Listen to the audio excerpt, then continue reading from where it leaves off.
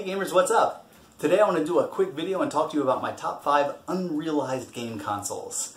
These are consoles that I feel like never got the credit they deserved. And while you watch it, I want you to keep in mind that commercial success doesn't always speak to the quality of a game system, its game library, or its collectability. There are a lot of great consoles out there that never really made it commercially, but still have all these positive aspects going for them. So keep that in mind while you watch this video. These consoles all fit that bill. They didn't succeed, but they're totally worth looking at. So with no further ado, let's get right to it. Number 5, the Wii U. It may seem early to put this on the list, but I had to, because in my opinion, the Wii U never got the support or credit it deserved. The Wii U was released in November of 2012, and in its lifespan it sold a meager 13.56 million units worldwide. But there are so many great titles for it. A look at the Nintendo franchise library alone warrants its purchase, and Wii backward compatibility is a definite bonus. Self-proclaimed hardcore gamers can rip on the Wii and the Wii U library all they want. They always say there's nothing but shovelware, but the fact is there are a ton of fantastic games if you're willing to look for them. Even without third-party support, there were some stellar Nintendo franchise Wii U titles that cannot be denied. But if you do plan to get one for your collection, I'd say it's best to hunt down the white 8GB model. There were a lot less of these sold, and in the long run, it'll be more collectible than the black 32GB system. So in the end, we all know that the Wii U kind of failed. It did turn a profit for Nintendo, so it wasn't as miserable a failure as some consoles in video game history, but it didn't quite succeed either. So what could have saved it? I don't know. Maybe more third-party support.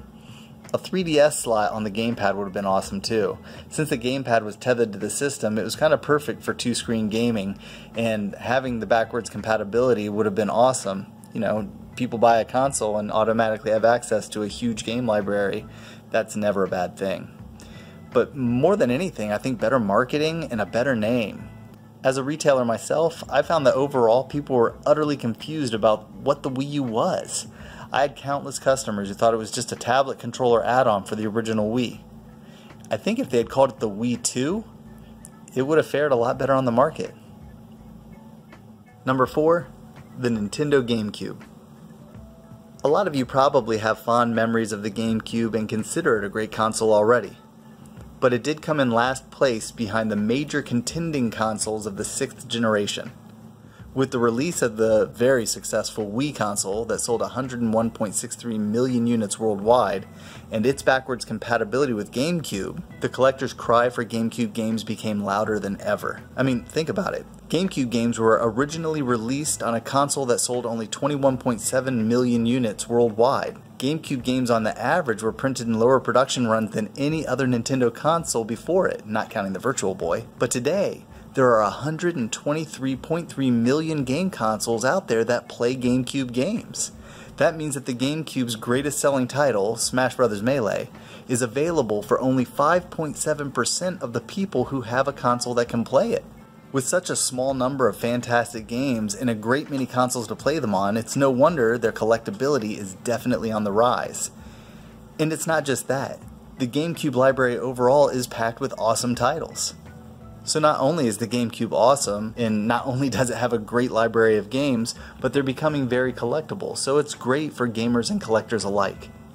What could have saved it? Honestly, that's a hard one to answer. You could say a DVD drive, but that would have affected its price point. We all know the GameCube Q that was sold exclusively in Japan didn't sell very well at all because it was just too high priced. And Nintendo doesn't like releasing consoles that they don't make a profit on from day one.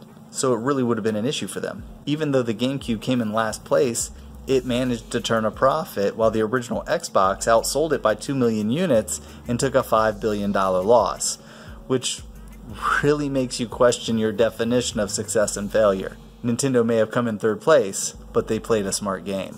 With the GameCube's low price, the Grand Theft Auto franchise probably would have been a system seller and pulled them into a closer competition with the PlayStation 2 juggernaut. But in those days, Grand Theft Auto on a Nintendo console wasn't really in the cards. So sadly, the GameCube came in third place, and I don't think was ever truly recognized for its greatness. Number 3, the Sega Saturn. Gamers everywhere know the name. Because of its great game library and short time on the American market, Saturn games are becoming more and more collectible today. Not just because they're harder to find, but because they're really good. I mean really good. It would be hard to look through the Saturn game library and not find a great many titles that you could truly enjoy. In fact, whenever I hear people say the Saturn didn't have any good games, I automatically assume they have never actually played or owned one. The Saturn only sold 9.3 million units worldwide, and 5.54 million of those were in Japan. So it's no wonder we see so few games these days. Having sold only 3.76 million units in the United States means games were only printed in the thousands, and all these years later, we're seeing fewer and fewer of them. And it's really a great shame for gamers and collectors because these are truly great titles. What could have saved the Saturn? Well, I guess if Sony and Nintendo had never released their consoles, Sega would have had a chance. Outside of that, Sega had done a lot to damage their reputation on their own, especially with the release of the 32X only 6 months prior. Consumer confidence wasn't at an all-time high for them. Also, the console was pretty hard to develop for, and it wasn't designed for 3D graphics, which were becoming pretty popular on competing consoles. So I'm sure that didn't help either. Nonetheless, the Saturn has an outstanding selection of games to choose from and is a great addition for your collection that's sure to increase in value. So it's a win-win for collectors and gamers. If you have a video game collection, you really need a Saturn because it's a console that was never truly realized. Number 2, the 3DO Interactive Multiplayer. So yeah, I'll admit it, I've never made it a secret that the 3DO is one of my all-time favorite consoles, and one that's very collectible on top of that. It's been said by many that there are no great games for the console, but I beg to differ.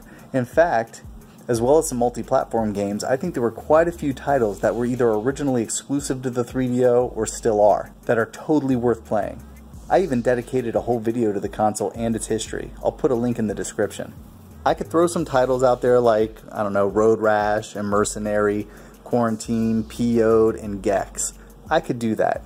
I could also mention D, Return Fire, Need for Speed, Slayer, Deathkeep, Cannon Fodder, the Shockwave games, Captain Quasar, Night Trap, Soccer Kid, Twisted the Game Show, Super Street Fighter 2 Turbo, Alone in the Dark and its sequel, Killing Time, Space Hulk, Flashback, Out of This World, Crash and Burn, Samurai Showdown, Blade Force, or, you know, some of the other great games that were on the 3DO, but I won't. Well, I did, so live with it. Star Control 2. The crazy thing is, I always see the 3DO on these worst console ever lists, and I have to wonder if they're talking about market success, or if they've only played the admittedly bad FMV games that were made for the system. I mean, sure, if Drug Wars was the only game on the 3DO, I'd get it, but how did they miss all those great titles that were on it too? Anyway, commercially the 3DO was a pretty massive failure. But when you get down to it, there were a lot of really great games for the system, and games that I think were better on the 3DO than any of their ported counterparts. The 3DO is a great system to own, it has a great game library, and it's highly collectible. I don't think there's any reason a gamer or collector shouldn't give it a try. So what could have saved it? Earlier price drops that were more competitive with the PS1. The 3DO was a console that launched in October of 1993 at $699.99. Run that through an inflation calculator today and see what it comes to. It's insane. When the PS1 came out in America, the 3DO was 18 months old, and it still cost more. With its head start on the market and a price equivalent to its competition, the 3DO may have had a chance. But by the time they made competitive price drops, it was way too late, and the PlayStation was really taking off. In the end, the 3DO only sold 2 million units worldwide, and then it was gone. But remember those titles I wasn't going to mention earlier? They're out there, and they make the 3DO a very desirable piece of collectible video game history that warrants a look. If you're a hardcore gamer or collector, there's no good reason not to own a 3DO. Number 1, the Sega Dreamcast. On September 9th, 1999, Sega released an incredible machine with an incredible game library. It's hard not to say great things about the Dreamcast. In terms of hardware and content, you have to work to do so. I think the problem was the Dreamcast was ahead of its time, but at the same time not looking far enough forward. It did everything right, but Sega just didn't fire on all cylinders when it came to the console. It had 4 controller ports, a built-in modem, lots of power, insanely good launch games, and it seemed like it was going to be a hit. Even with the failure of the Saturn, 32X, and Sega CD, it seemed like Sega was going to nail it this time. They even broke all previous hardware and software launch records. And it still didn't happen. In the end, a console with more great games than bad in its overall library crashed and burned, while even the GameCube managed to outsell it by 12.6 million units worldwide. In the end, it wasn't even a major contender. And that's a shame, because it's truly a great system with a great game library that has far more hits than misses. So, what could have saved the Dreamcast? Well, better copyright protection probably would have helped. Piracy ran rampant on the Dreamcast. It was crazy. You didn't even have to mod the system to pirate games right onto a CDR and play them. And at the time, CDRs only ran about $1 a piece. So you could have the newest Sega Dreamcast title on launch day for about $1. On top of that, the inclusion of a DVD drive probably would have helped, and it would have solved their piracy problem. I mean, even if they had waited another 10 months before they launched the Dreamcast, they still could have beat Sony to the market with a console that included a DVD player by 6 months. Of course, this would have increased the price dramatically, and I don't know if Sega was willing to do that. Selling the Dreamcast with a DVD drive 6 months earlier than the launch of the PS2 would have meant taking a loss on consoles at launch, which wasn't a business model that was often practiced at the time, especially by Nintendo or Sega. I'd like to be able to predict what would have happened if they had done that, but I can't. I can, however, predict that if you buy a Dreamcast for your collection, you will love it. I don't know many gamers who have a Dreamcast that don't. And in the end, I think it's probably my #1 most unrealized game console of all time.